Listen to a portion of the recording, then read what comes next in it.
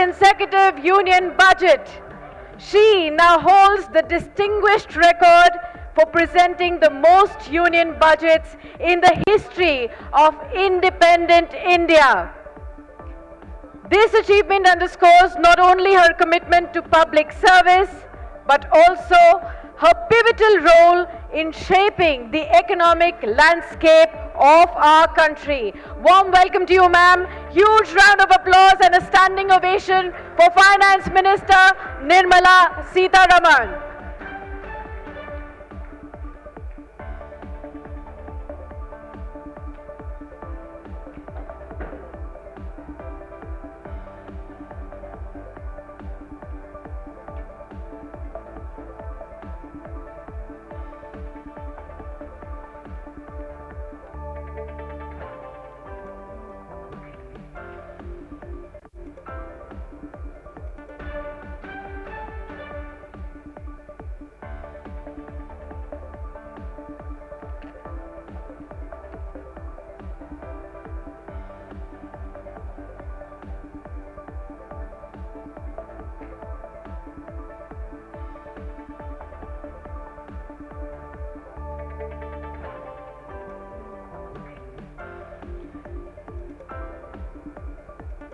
Warm welcome to you, ma'am. A huge round of applause, ladies and gentlemen, for Union Minister of Finance, Nirmala Sitharaman. The next session that we will have the Finance Minister with us now, the road to Viksit Bharat. Finance Minister, we are privileged to have you amidst us, and you have scripted history by presenting the 7th consecutive budget, and now you hold the distinguished record of presenting the most union budgets in the history of independent India. We are privileged and honored to have you within our midst. Thank you so much. And now, let me extend our invitation to all our moderators. First, Mr. Rahul, Siddharth, Zarabi, Sourav, Majumdar, could you please escort Finance Minister up on the stage for the session, The Road to Viksit Bharat. Huge round of applause, ladies and gentlemen. Thank you so much.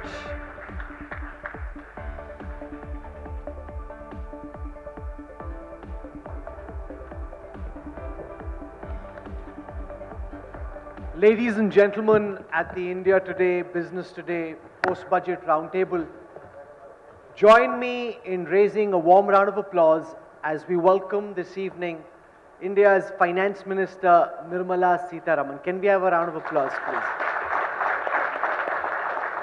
Given what happened in the general elections and the fact that there are crucial assembly elections around the corner, there was a lot of talk around whether Finance Minister Nirmala Sitharaman will be fiscally reckless and indulge in populist measures. As always, she's eschewed that path and actually brought down the estimates for how much India's fiscal deficit this year could be. But there are lots of questions still swirling in the political economy air around this budget, and we hope to use this opportunity to ask the Finance Minister some of those questions. She's always in full form when she comes to the India Today, Business Today Budget Roundtable. So ma'am, welcome. We have a very eager audience, some of whom are also looking forward to the opportunity to ask you questions. I want to start by asking you about what happened at the Niti Aayog meeting this morning. West Bengal Chief Minister Mamata Banerjee says, "Aapne unko bolne nahi diya." She spoke for 5 minutes, aapne audio off kar diya. She says that, you know, the Assam Chief Minister, the Chhattisgarh Chief Minister, they all spoke for 10-12 minutes. Chandrababu Naidu spoke for 20 minutes. They were allowed to speak, but West Bengal was silenced, the opposition was silenced, the India Alliance was silenced. Aap bolne nahi dete ho ma'am unko. You've sort of seen us say it all. You seem to bring in the same emotion. No, I was really happy to see West Bengal Chief Minister attend the Niti Aayog. And when she started to speak, she did say, "I'm speaking for Bengal, I'm also speaking for all opposition." Again, I was quite happy that she's taken it upon herself to be the voice. We heard her the full allotted time. Everybody, I mean, like, as we do it in nowadays all conferences, for every table there is a screen with a lot of flower arrangement and everything else. And at the top right-hand corner of the screen, the clock is there, the countdown begins when you start speaking, and first when it reaches 0, that is your time is over, it's in green, and after that it becomes a red. After 30 seconds after you finish your time, it becomes red lettered, and at that time Raksha Mantri Rajnath Singh ji, who was running the whole meeting, he was playing the compare, with his pencil or pen used to tap on his mic just to say your time's over. And every chief minister that you referred to would say, sir, 1 more minute. And they would, there was no question asked, they would continue. That 1 more minute might be 5 minutes or 10 minutes.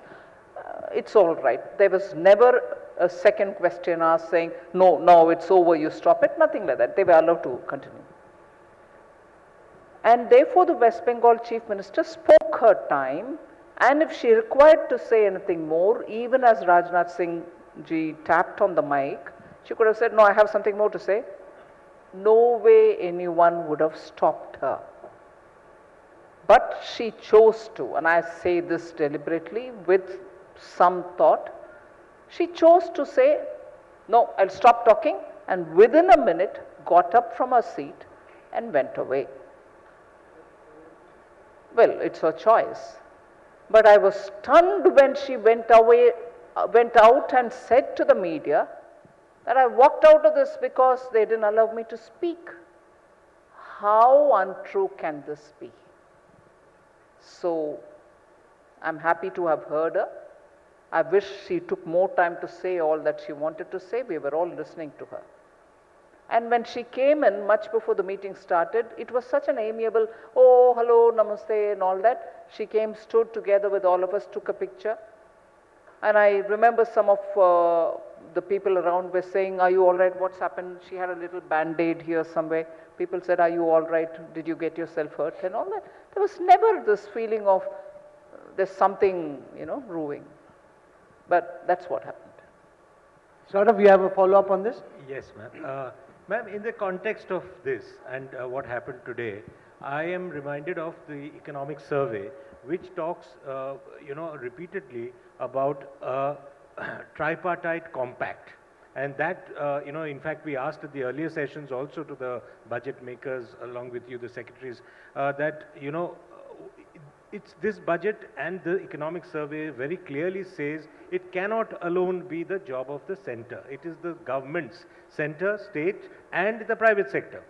But in the context of what has happened today, what is your sense? How optimistic are you that the state governments will actually, and I'm talking about obviously the opposition states, will actually buy into this optimism and hope which the economic survey has shown? I'm very optimistic. It's one thing that many of the opposition party-led governments did not come for the Niti Aayog's meeting. I can understand it.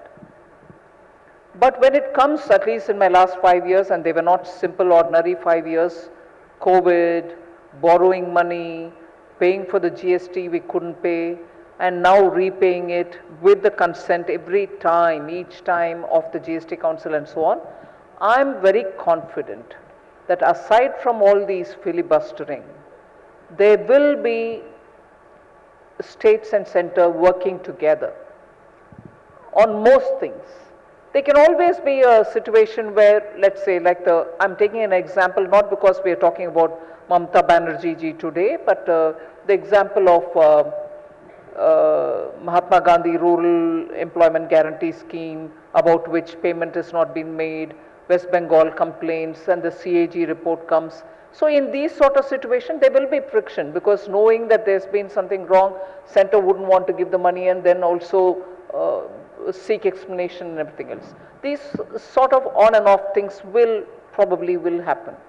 But otherwise, I've found working together with states, particularly the officials who come and work for the actual nitty-gritties of the whole thing, things do go very well. I don't think there is a major problem with most states. I quote one of the things which of course today parties and the parties to which such people move are all different now. I remember Punjab in GST Council with the state government being under Congress, early days of me being in the finance ministry, had a lot of problems, and some dues which were to be given to Punjab hadn't been given. The finance minister in the GST Council was very assertive, but he was a very gentleman-like, but very strong words, and there were a lot of arguments over it. But I took it upon myself because I thought it was my duty to work together with the team and get the payment given to them. He was equally generous to come back to say, I didn't expect this to happen. It's happened, I'm very grateful. It's a different story that that minister is no longer in Congress, but there are, beyond the political differences, people do work together. Siddharth. Finance Minister, continuing this point, many people here would know, and our audience would certainly, that out of every 100 rupees that the center spends, almost 20 rupees, 19.6 is the devolution to the states that you give. And there are other forms of centrally sponsored schemes, indirect taxation. The larger question is that states are constantly saying that they need more share of the revenue and that there is discrimination with South India. And therefore, do you feel that you now need to, increase the devolution to the states so you let them do their own thing, and also address this problem of the north versus south divide that has crept into the political debate? Increasing or decreasing the devolution is not my business. What the Finance Commission tells me to do, I do it, and that has to be done for the 5 years for which the Finance Commission's recommendation come, and based on that I have to do it. The next Finance Commission may change the terms and ask me to do more or ask me to do less. Again, I'll have to follow that advice given by the Finance Commission. So to increase it or to decrease it, when I don't have the power, where is this question of discriminating? The Finance Commission has told me to give something to some state as per a formula. Every month I keep giving it as per the formula. You want to change the formula? Please talk to the Finance Commission, not to me. I've made this plain to some of the states who seem to want to do politics with it, but everyone who speaks about it equally knows that this is not something which the Finance Ministry has any power over. It is the Finance Commission's. The new commission is constituted. I will actively request all the states to go and engage with the Finance Commission, highlight where they think they are being discriminated against, and ask the formulation to be changed. That's it. So that is one thing. On the South Indian states, I come from the South, born in one state, married into another, both of the South India. I know in some parameters, states in the South have done better for themselves. And I know also that almost 14th and the 15th Finance Commissions have not blindly used just the population data to calculate the formulation, because if they did use only the population data blindly, meaning use the 71 census and not use the 2011, or use the 2011 much against the interests of the South Indian states, then we can blame, saying there's not been any consideration. Whether the consideration was adequate or not is a different debate.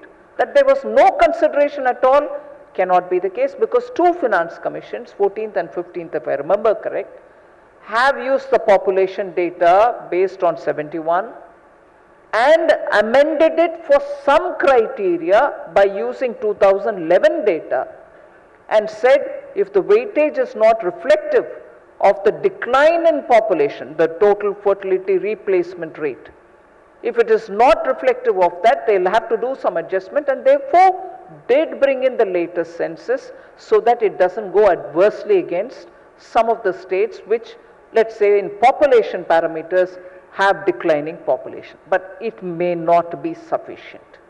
I grant that. Therefore, the debate of how states should not be disincentivized for good performance on any criteria inclusive of population. There should be a case presented to the Finance Commission by every state which wants to speak about it. And therefore, to say South Indian states as a bloc have been denied their right is to say, look, we didn't put forth our case well before the Finance Commission and therefore it hasn't worked, rather than say, you in the central government today are discriminating against states in the southern part of the country. That's absolutely wrong. I do not have any power to do according to my whims and fancies, saying, oh, I like Telangana, so I will give them, but I don't like Kerala, so no chance. And the people who are speaking about it know it very well, but still we'll talk, because unfortunately, some of us who can do a bit more homework and say the truth, either say it with a time lag or don't bother because, arey, chodo yaar, who's bothered, they are fighting, they are having their quarrel, let them have it and we go away. So that narrative gets traction. And that's what which we go on repeatedly saying, oh, states in South India ask, hurry, let's do some homework, please. Ma'am, we now want to come to Naukrinomics, which seems to be the central thrust of this budget. You mentioned the word jobs, employment 23 times. Last budget was mentioned 3 times. So one is that this is a side effect of the general elections where the BJP government has belatedly acknowledged that there is a job crisis. Before this, the charge against you is that your government was in denial about the enormity of the job challenge, that you were trying to underplay it. Now this result has given you a rude wake-up call that there is a big challenge. The second is that some of these ideas like the employment-linked incentive, the apprenticeship stroke internship program are lifted from the Congress's manifesto. Hamare idea copy kar liya. The third point I want to ask you about is that the financial incentives that you've given, how confident are you that these are trigger enough for net incremental new job creation? The point I'm making is that if you give a company 15,000 rupees, do you think this will create new job avenues which wouldn't have existed otherwise? Because companies typically decide how many people they wish to hire based on demand, based on revenue, based on their projections. Will a government incentive of this nature actually, in your view, produce new jobs? Yes, it will, because even as we are telling them to benefit from the incentives that we are giving monthly EPFO payments, we are giving 1 month salary up to 15,000 rupees irrespective of the salary for which the person is recruited, and very clearly saying it has to be a new addition to the job, and that new addition will have to be enrolled into the EPFO. So we are not looking at checking it by the handwritten note that he may send us. It is a formal introduction into the EPFO. Second, the employer is also incentivized in this process when he brings in new people who is a fresher, meaning first time job seeker. And second scheme is you can bring in anybody, also include the newcomers, and these are very clearly telling them that you're not going to show the existing employees and take this incentive, you will have to bring the new one.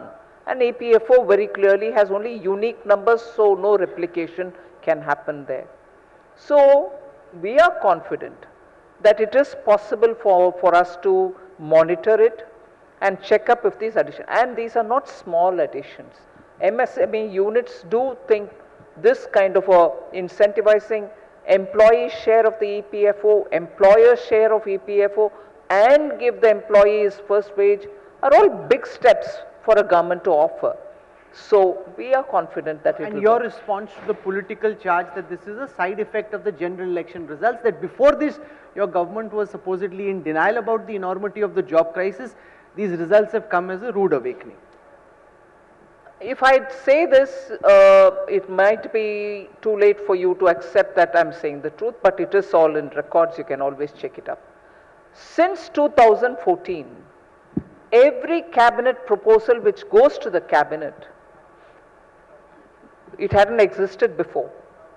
PM very clearly would say, it's all right, you've given me all the justification for the proposal to come to the cabinet. What I want you to give additionally is to tell me how much direct jobs will this create, how many indirect jobs will it create. And many proposals in 2014 onwards, 14, 15, and I think by 16 all of us got into the group, we had to go back and work out to see how many jobs that would create. So with that proposal only we reached the cabinet every time. One. Second, for the positions which were lying unfilled in government, sanctioned positions lying vacant, between November 22 and December 23, every month through Rozgar Mela, people were given appointment letters for jobs. So if we didn't take jobs and necessity of filling up the post seriously, why would we do this? If we didn't think jobs were an important element of the economy, why would our cabinet notes have to have a section talking about what will be the impact on jobs? So that's not a right allegation.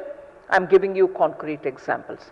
And again, for us to be told, oh, you've copied it from Congress's manifesto, I want to say it's very convenient and lazy argument to put forward because, for instance, and also because the allegations come every day, one in the morning and the next day the opposite allegation on the same matter comes next day. For instance, they said they would give apprenticeship as a right and that they would give 1,000 rupees, I think, in their manifesto. But now when we give it for people so that they'll be there for 1 year, every month being paid by the central government and the company also making sure that they will have them for 12 full months. In the earlier scheme where the EPFO linked one, we've also said that you take all the incentives, but if you remove the fellow, you refund the amount which has been given to the employer. So in this apprenticeship, when we now bring it in, they say, oh, but wo job todi na hai. You are only doing apprenticeship and therefore you're not creating jobs. But you made apprenticeship as a hak. You said it's a right. So apprenticeship is not job when we give it, but apprenticeship has to be made a right per their manifesto. Can there be a greater doublespeak, hypocritical way of criticizing others? So I'm not surprised now they have found a newfound aggression in the way in which they want to be an opposition. Opposition has to be strong, firm, putting forth the arguments well and so on.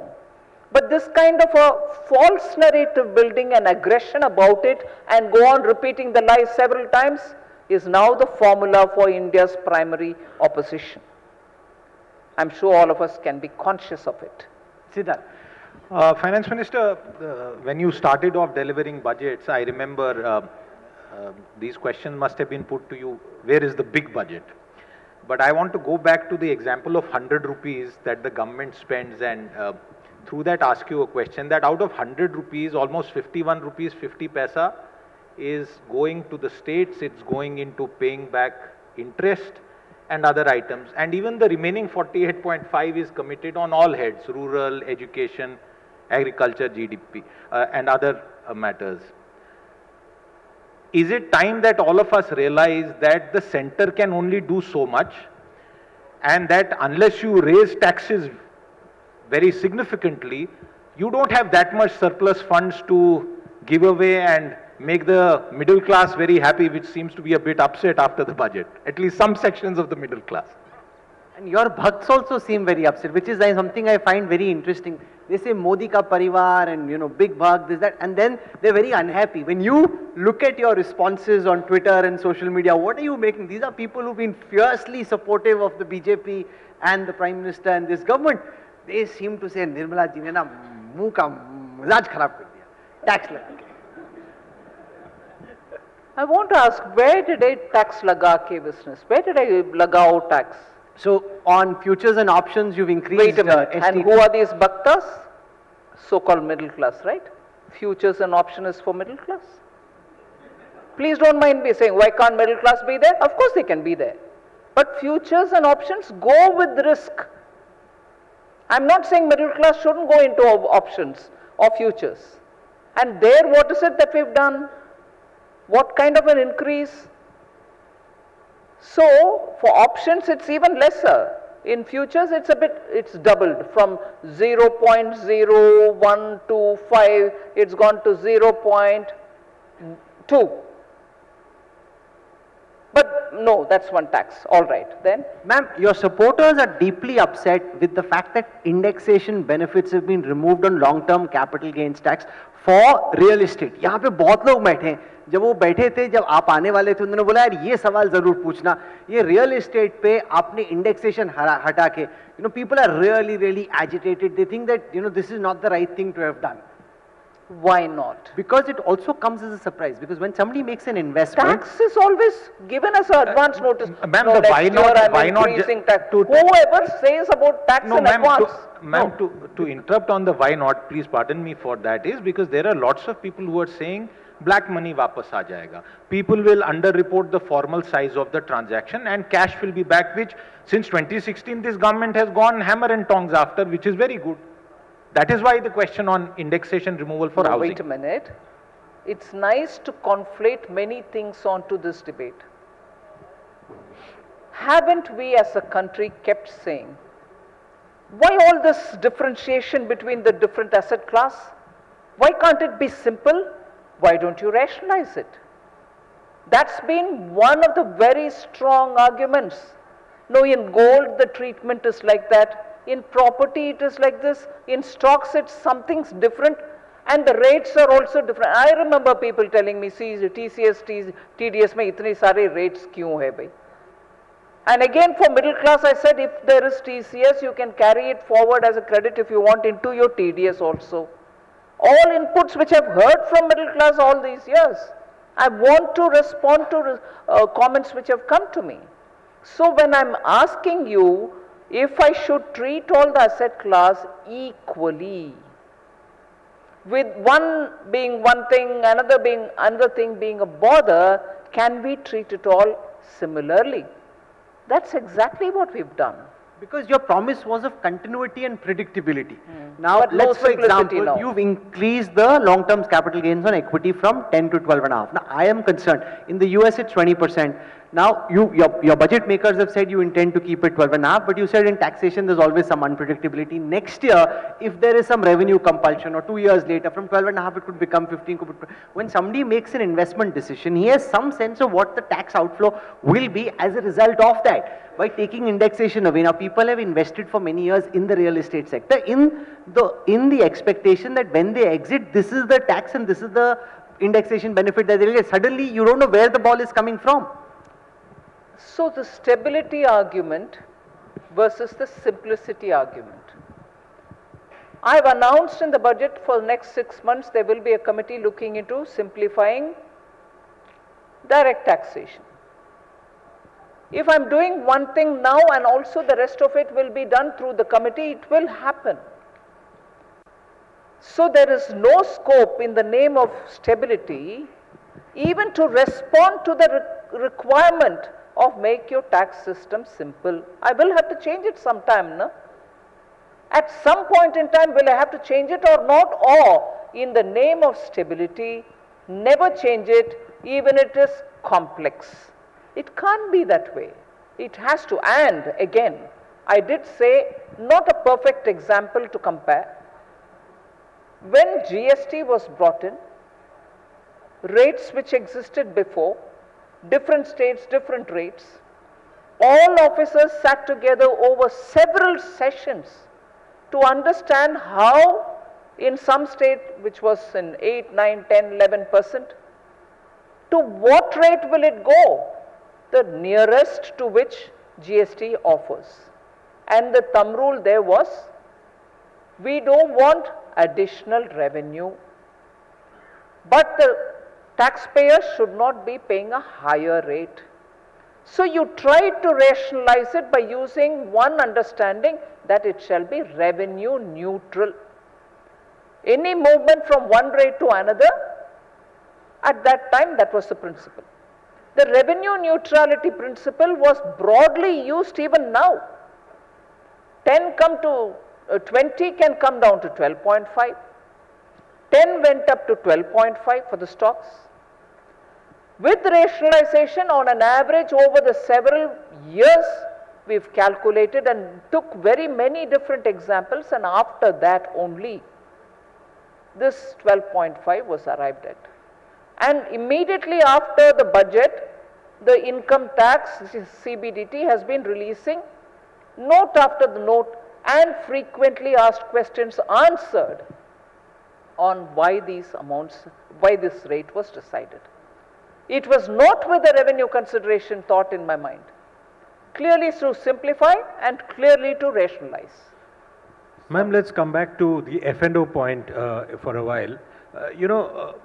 The SEBI chairperson recently made a very clear observation that it is now no longer an investor-related problem, it is becoming a systemic risk. It is becoming a risk for the macro economy itself, because savers are now not going into capital formation through this, they are going into speculation. Now you have what the budget makers have said, that you've nudged it. From your budget point of view, you've given a nudge to the investor saying that there is a risk here, and therefore you've also attempted to get revenue out of that. What is your sense? Because you are aware that if somebody is a speculator, they will speculate no matter what. You might want to increase the tax, but there will be that tendency. Are you worried that this is becoming a little bit of a serious case of a bubble?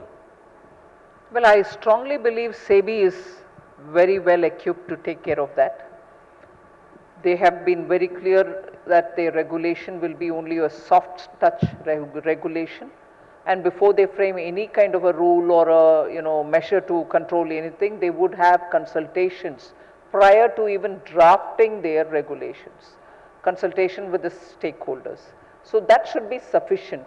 What we've done is, because of the kind of requests which came, a little nudge, and that's why the rates are not really all that big, just a little. And somebody was telling me this morning, but it hasn't helped, so why did you have to bring it? I said, why didn't it help? Look at the way stock market is today. So I'm not going by any of these comments, but the SEBI is fully vested to take care of it. But that's also reflecting in the bank deposit problems, ma'am, because the CASA deposits are also, I mean, if savings and deposits are going into the markets and in speculation, banks are really struggling at the bottom end in terms of CASA deposits. How are you looking at that? Banks should go ahead and ask for more deposits. They should do deposit collection. Ma'am, since you mentioned that, look at how the stock markets are doing, during the elections it became a big controversy where the Prime Minister and the Home Minister both said, kharid lo, election ke results ke baad market ka bhav bahut chalne wala. That became a big issue as to why two of the senior most politicians were talking up stock markets. Now, given the fact that you've increased the taxation, is this a subtle nudge that the government is concerned about the froth that was building on account of speculative activities, and a subtle nudge to investors, particularly these daytime speculative traders, that this is not something the government is very comfortable with? No, but that's already been observed as not being a very big, impactful nudge, and it is just a little nudge. Haven't you said that? I mean, not me. No, because you were just saying that it is obvious because the markets are continuing to behave the way they That's are. what somebody told me today. This morning I had to rush off to the Niti Aayog, and I hadn't really gone through every bit of the newspaper. I did quickly glance at it, but. Ma'am, may I come in on the issue of bank deposits, since you said that banks need to do it, and that's absolutely right. But there are two other points. The economic survey, the CA in your ministry has suggested that food prices should be excluded from calculation of the interest rate. In a country like India, it may merit some. Do you think that is an idea that should be considered? And secondly, shouldn't banks be offering higher fixed deposit rates? About the economic surveys saying on the inflation and food inflation be segregated. First of all, economic survey, although it is from the Department of Economic Affairs, the chief economic advisor prepares it, we maintain an arm's distance from it. So not necessarily a ministry's voice, it is the economic advisor's voice. And on that specific question, I think it is a discussion worthy subject. It is not as if I can take a call on it straight away, or no one can take a call on it, because these are issues where a lot more thought has to be taken up. I mean, a lot of mind application is required before we even conclude this way or that. On the deposit rates of that the banks are offering. I think to a large extent banks have been given the liberty to sort of adjust and give more or less as they deem fit over and above the rate. So whether the banks are using that little margin that has been given to them is something which is important for us to know. Ma'am, since the central thrust was on jobs and ultimately it comes down to investment, I just want to walk across to our budget dashboard and take you through, what I know has been of deep concern to you. The fact that you're waiting for India Inc. to step up to the investment plate and really start investing in the India story, benefit from the corporate tax breaks that you gave them. And I want to look at capacity utilization. If we look at capacity utilization as an aggregate for industry, in certain sectors, of course, it's gone up to the 80s and a new investment cycle has started. But by and large, going back to 2022, capacity utilization has been a flat line. It's tending just a very, very flat line. As finance minister, when you look at the capacity utilization curve on a quarterly basis, what are you making of this? Because everything you could have potentially done, reducing corporate rates, ensuring that balance sheets are healthy, nudging investors, speaking to them, cajoling them, you've done all of it. And yet, as an aggregate, capacity utilization stays in the mid-70s and is a flat line. How are you now, beyond what you've done, hoping to address this? I think we also have to understand the background to this. Industry's capacity is increased, keeping very many other considerations also. Today in India, within India, the issues are there is a reset which is happening in industry. They are looking at Industry 4.0 seriously. A lot of them are trying to reset their own businesses so that productivity gains can be accrued to them. Two, the uncertainty which is external, if there are industry which are very export oriented, they also see what is happening around in the sense of Europe's demand not really picking up, Red Sea situation, the decision after the US election results. So there are very many serious matter of fact considerations.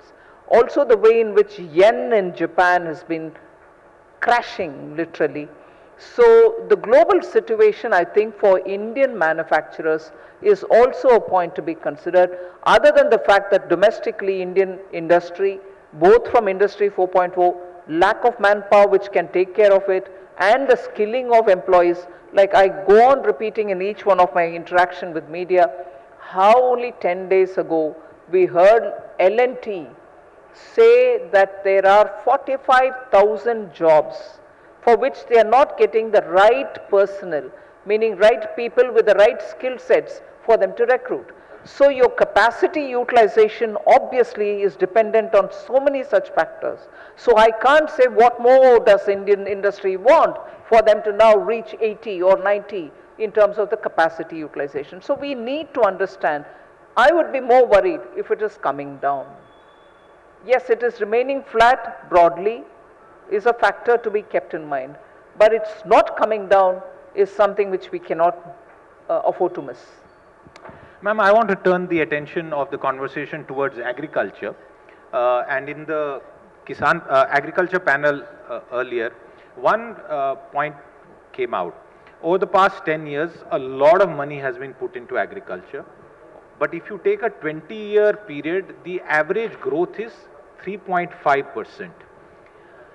In the 100 rupees, every 100 rupees that you spend, you directly give agriculture 2.5, then there are subsidies, there is rural development. So if you all add it up, it might become 10 or 11 or 12 rupees.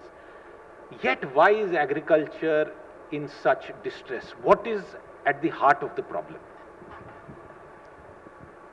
Well, I wouldn't be able to expand on what is the heart of the problem in agriculture. I can see Veer Jakkar seated there, but there are quite a few experts who can talk about it. But at least broadly, I think there is a lot of fragmentation of land holding. Two, the input costs are so fluctuating. Despite government giving subsidy, let us say for fertilizer, let us say for farm loans, there are still concerns because the extreme climate or weather conditions are also taking a toll. Monsoon has shifted from the traditionally predicted dates, not just for meteorological department, because farmers go by their mental calculation also, saying by next week I should get the monsoon, I will be ready to keep the land tilled and wait for the sowing. That shift in the monsoon cycle is also weighing heavily in the minds of the farmers. Further, we do not probably have climate resilient seed varieties in this country. I was happy that day in the budget when I said India's own indigenously developed climate resistant seed variety, both for the farm and also for horticulture, for the field crops and horticulture. 109 varieties are ready and sooner it will be launched. So there are a lot of challenges which, with science and technology, with let's say overcoming the input cost fluctuation, we'll have to address.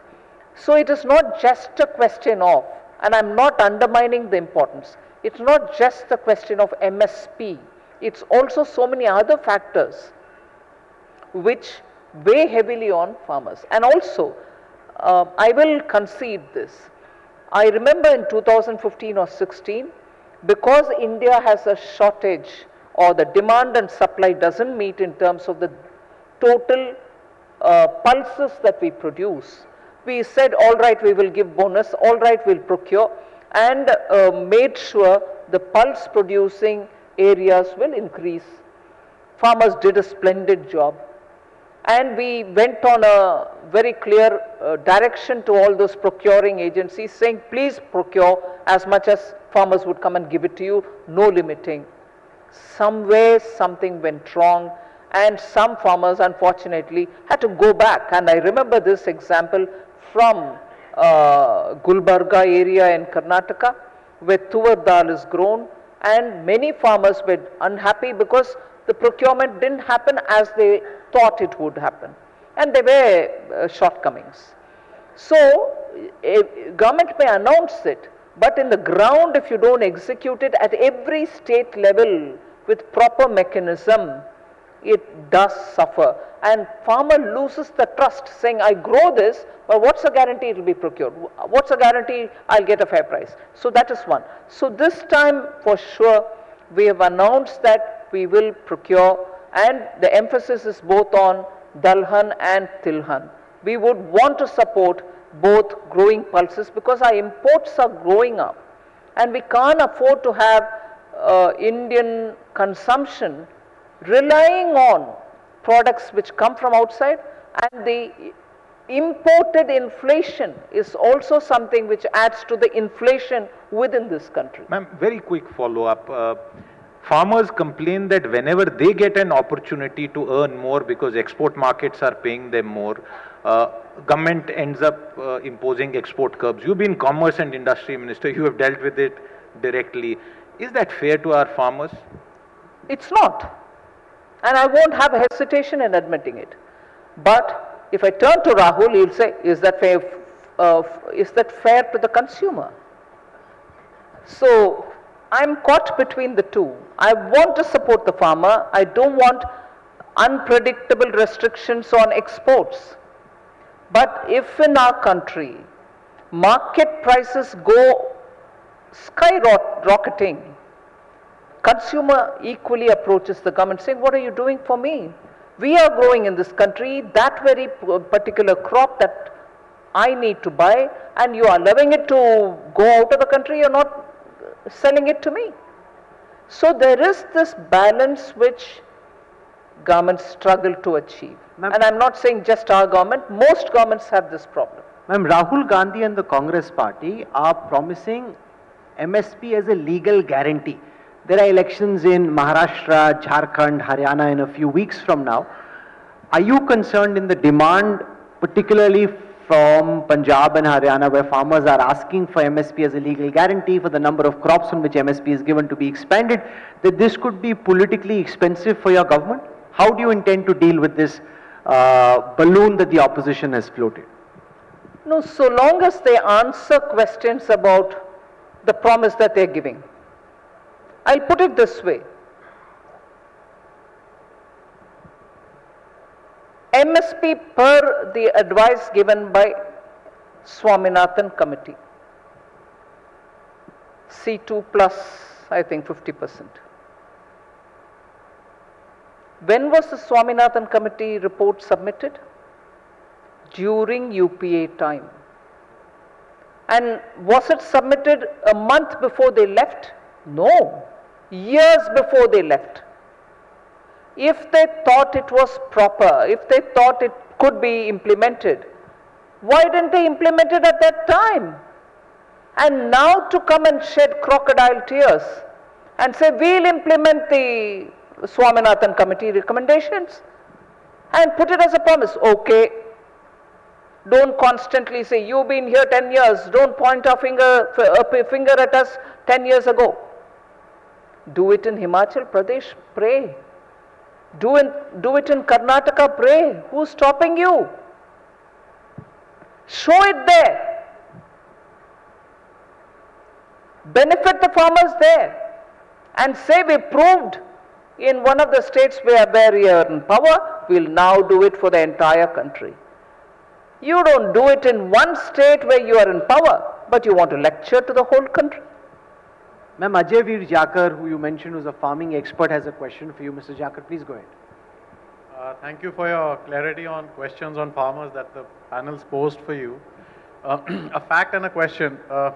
Investment on agriculture research and development gives 10 times return compared to other investments.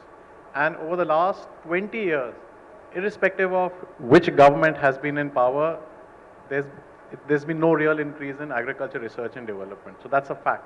The question is, does and can the Ministry of Finance allocate resources for a particular subject if the particular ministry does not ask for it? Because I think this time I've done it for agriculture. And the agriculture minister himself had suggested it, Shivrajji Chauhan, who himself has shown in his state as to how procurement, particularly wheat, he beat all of the states and did the maximum procurement, and also he is known for some innovative ways of supporting farmers. So we have given this time, please sit, we have given this time for agriculture research. I've sat in meetings before this budget was prepared on how the Indian Council for Agriculture Research actually hasn't got enough money. They just scrape through to pay the salaries. We've made provision this time for agriculture research. We want to strengthen the network of KVKs which are all over the country, Krishi Vigyan Kendra, so that outreach work which has to happen through the Krishi Vigyan Kendra for the farmer to get information on crop pattern or on better quality seeds or anything else that he wants from the government, they are the centers to do it. So we will be strengthening KVKs. We've also allotted money for Indian Council for Agriculture. Ma'am, I want to come to the question of disinvestment. When Chief Minister Narendra Modi came to the India Day conclave in 2013, he said the government has no business of being in government, right? And therefore, the whole idea was that this would be a leaner government, smaller government, you'd get out of business. Now, if I look at disinvestment estimates and realizations, you know, for example, in financial year 21, you estimated that you'll pick up 1.2 lakh crores from disinvestment. The actual realization was only 27%. That the target subsequently kept coming down, so did the realization. In financial year 25, it came down to 30,000 crores, with the realization coming down to 55%. Now it seems as if the budget makers have almost given up on the disinvestment project. Now why? Because when you tried to disinvest Air India, which was a very tricky disinvestment, you were able to find the political wherewithal to be able to go out and do it. So agar decide kar liya ki karna, you found a way of doing it. Why are you not demonstrating the similar wherewithal, determination to disinvest other PSUs, which the government really frankly ought not to be in the business of running, or has said in the past that they were wanting to disinvest? Is this because of elections, politics, backlash? Are you concerned that this may come down to reservation? Why is the government no longer bullish and aggressive about disinvestment? Even when we were moving ahead with Air India, we were not bullish and moving ahead and with that kind of a josh which Rahul can display. But it is a fact. No, we have not changed the philosophy. We are with it. After all, the public sector enterprises policy was part of my budget speech of 21, and we continue to be on that route because that was approved in the parliament. So the question about why are you not, disinvestments don't happen like that. You have to do a lot of preparatory work for each company with each department and only prime it so that they can go into the market. And for each one, they have unique issues to be sorted out. And of course, the first one which I will ensure that nothing wrong goes into the deal is to ensure the workers who are in it, their work conditions, their safety, their continuity in the job and so on. So I will unhesitatingly give you an example. That is only to say that one unique situation, but several situations which are unique to each problem are reasons why you have to take more time, other than of course choosing your time to go to the market when you want to do it. Many of the companies which deal with public money have still not had professional managerial structures. Governance within them is to run the company, run it well, all right, but that which is required for it to be taken to the market may not be in place. I'm not faulting them. The work culture over the last 70 years has been run the company, give dividend to the government, take care of your workers, it's all fine. I'm saying do all that and do something more. And that something more is make your institution have some fundamental things which when you go to the market are questions asked. First of all, inside your company, within your company, if you internally don't even have a mechanism to value your company, valuation mechanisms being absent in some of them, we had to spend a lot of time to get them in place. And that takes time. And when I say it takes time, not just a month or two, sometimes it takes a full year. So the long and short of it is we are on course, we will be doing it, and even otherwise between the last year and now you don't seem to remember other than Air India, there are quite a few things which have happened. So we are on course. Sourav. Ma'am, one of the key plus points of this budget has been the accelerated fiscal deficit target which you've set, 4.9%, when the expectation was a little higher. Now that has of course gone down very well with the markets as well. How much has the RBI dividend this year helped in terms of figuring that out? And the second part of that question is, now that you have stuck to the fiscal deficit consolidation path, are you hopeful that the RBI will take a cue when the MPC meets the next time?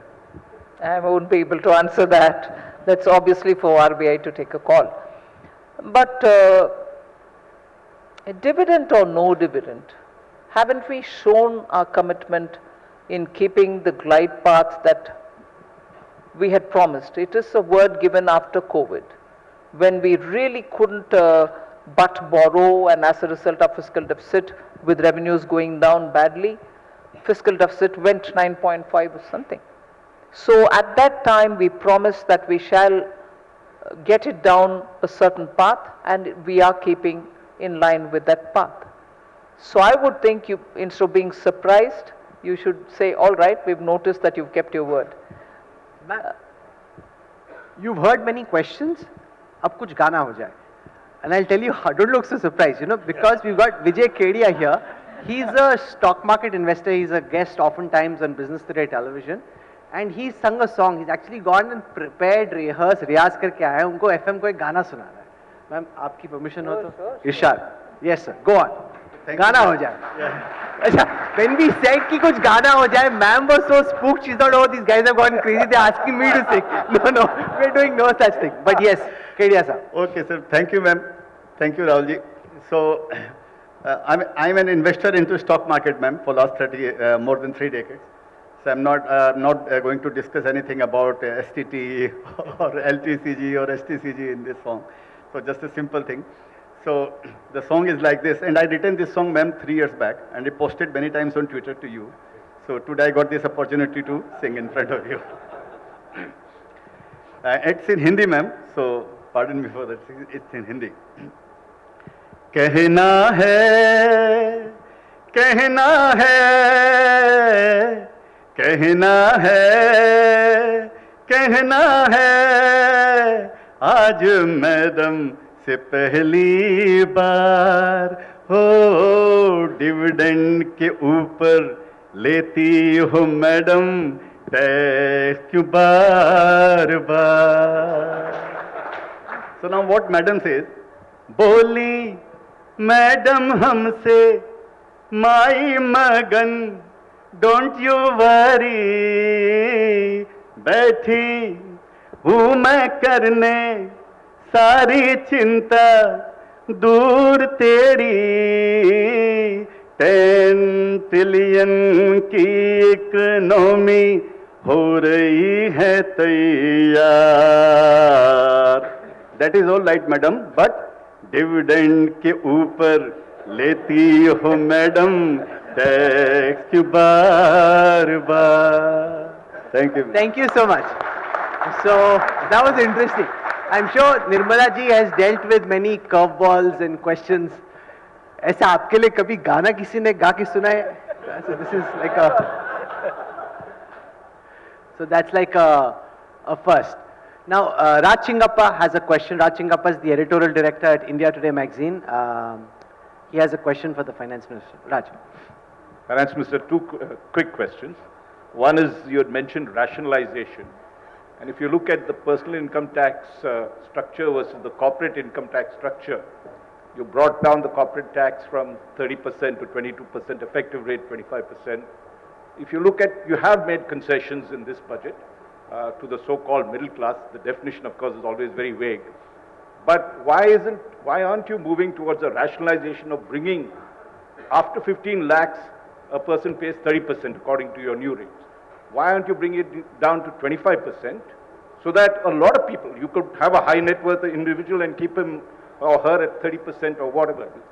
But a bulk of the middle class, particularly the metros and others, have this kind of income, and they feel that 30% is very high, but with the surcharges it goes up to 36 or whatever it is. That's for question number one. And two, because the most audacious scheme you have started with the internship in corporates, 500 top corporates, and the fact is that you're taking close to 10 million internees. What is not clear is the kind of setup you have to firstly select. You said it's disadvantages. Who will select these candidates? And second, you had said it was voluntary for the corporates to do so. But I've just read probably a statement of the finance secretary, I don't know whether it's right, that there would be a quota system for these corporates. Is that in some senses, you're directly telling them, pressurizing them that this is your quota and you must do it. So two questions, one on personal income tax and rationalization, and why aren't you bringing that ceiling, raising the ceiling much higher so that people can benefit and more money can come in for consumption? Not just the rates. Haven't I increased the standard deduction from 50,000 to 75,000? That will definitely benefit the salaried class. Not just looking at can 30 be brought down to 25, but there's something done there as well. And that is going to benefit purely the salaried persons. Because this would then have a cascading effect even on the higher net worth individuals. So that's one. And second, you asked me now about, in your second question, The two points on that. One is in terms of the fact that it could be a quota system, right? No, and also which agency. After all, you have to select 10 million. Who would be doing that? That's right. And the criteria. Yeah, but I would say I'll have to have the budget passed, and post which the details of it will be worked out. All right, if one of the secretaries sort of given you an indication of how it's going to go, but I don't think it's finalized yet. We still think it is going to be a nudge. We are not imposing on anybody. But haven't the industry themselves been saying that we don't seem to have right skilled people coming for jobs? So they will need to now ramp up on training people, so that for them it may be one or two each, meaning eventually if they have to recruit somebody. But in the market, you need to have right skilled people available for anyone to pick up. So skilling and apprenticeship, getting to know what happens in such companies, and therefore getting that exposure are very important. Ma'am, Salman Soz is an international development economist. He's also a member of the Congress Party's professionals wing. He has a question from across the political aisle. So some of what we'll potentially see in Parliament, we'll get a glimpse of that. Salman. Nirmalaji, it's good to be here with you in person. I've debated you on television many years back, and you were a formidable opponent, respectful but formidable. So I'm sure that when I ask you my question, you'll be similarly respectful and formidable. Now, and by the way, congratulations on your 6th budget. It's good to see a fellow spokesperson become a Minister of Finance. आपके लिए hope है अभी. अभी हमारे बहुत hope है. You saw Rahul's dashboard, and of course private investment is a big concern, because without investment there will be no jobs. We can create as many incentive schemes, as many internship schemes, it's not going to really work, because frankly if businesses need people, they don't need the government to tell them you need people. They need people, they'll invest. But the challenge is that despite the tax cuts that the BJP government enacted, I think over our objections, let me add, the private sector has not really come forward with major boost in private investment, and have not created the kinds of jobs that we hoped for. The economic survey says that, and of course this is government's data, that the profits have basically quadrupled for the corporate sector. They've quadrupled their profits with the tax cuts, but there's no rise, that kind of rise that we want to see in investments. Now, as someone who's sitting where you are, and I'm hoping that in the future there will be a Congress-led India government, what would you tell us to watch out for when you come up with something like a private sector tax cut and investment is still not happening? What would you suggest to us to watch out for so that we have a better result than you did? No, that's difficult to say, because the intention with which we've offered that in 2019 was we had inherited a twin balance sheet problem. I had to address that. And we did try between 2014 and 19 to address the problem of recognize that there are NPAs. Try to get solutions for them. And that's where the 4 Rs or 5 Rs, which were very clearly said by the banking, by RBI, by government and everyone, and also from the point of view of the banks, we had to sit with them to convince them. Because if we talked about Rs, they talked about the 3 Cs which they were scared of, the CBI, CVC and the Vigilance Commissioner. So we had to sit with them to say, we assure you, if you take commercially viable decisions and purely for commercial business, why would we want to have any of the C's coming after you? So it required so many different efforts at so many different levels. And eventually, you had the banks sort of standing up much before they could start running. Equally, The balance sheet of the companies were totally ridden because of the kind of unhealthy loans that they had extended. Who were to run and get it all retrieved? The banks were to do it. They will continue to do it. But till then, they were making provisions also. The banks were making provisions because they had to account in their books for it. So it was a larger attempt to have the economy sit up, stand up, and then start sprinting. So it wasn't a gift given to anybody, but it was certainly a medicine given to an economy which was in desperate straits. You had a fragile situation. Let us say whatever you want about the UPA 10 years, you gave us a baby which was sick totally. And I had to have so many different solutions. And today you are now fastest growing not for nothing. So you can always pick up one particular thing and say, oh, you gave a bonanza for the companies.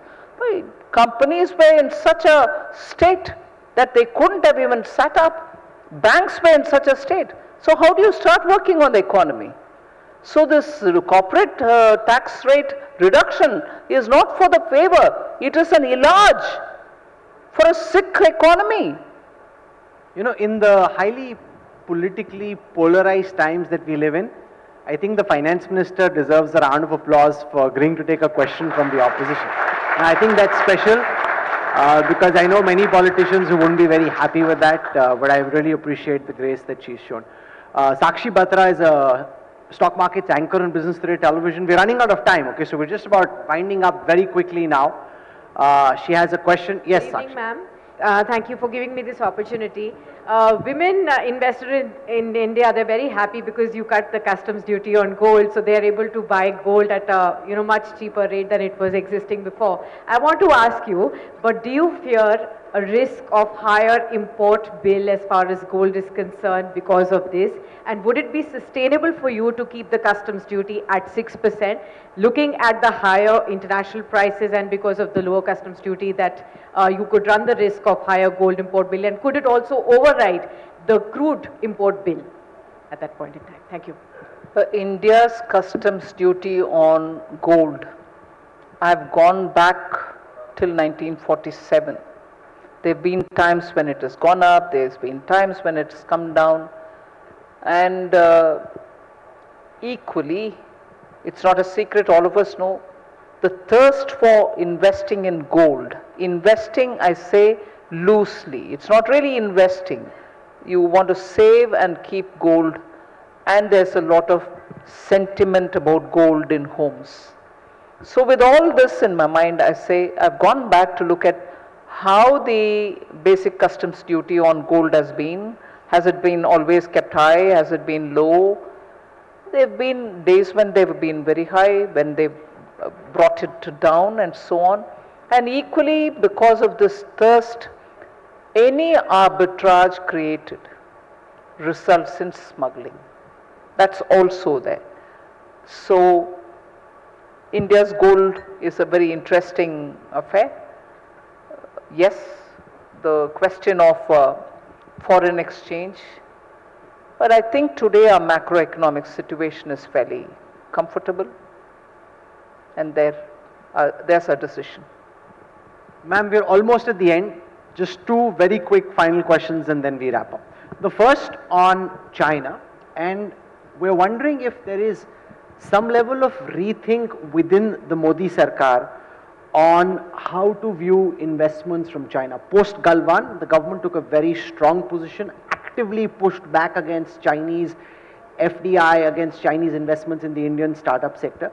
Now we've heard from the chief economic advisor, and we've seen some other signs as well through modifications of press notes, where the idea seems to be that it's better to allow FDI from China so that there is investment in India, manufacturing in India, there's jobs in India. Otherwise, the trade imbalance with China just keeps getting worse.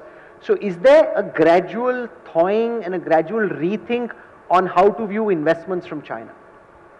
There's been some discussion in some parts of the government about issuing visa for people technocrats who can come from China, for some businesses, large setting up of units and so on, but they are discussions. And in some parts of the government, nothing before me. And on the FDI, no, there's nothing at all which I can talk about. Ma'am, Rijiju ji, who's the Parliamentary Affairs Minister, has just tweeted while the show was on. Finance Minister Nirmala Sitharaman ji will give the India Alliance an appropriate dose of medicines on the 30th of July. What appropriate dose of medicines are you going to give Salman Bhai and क्या दवाई देने वाली है? I don't know. I will have to ask Kiran if he's got some suggestions.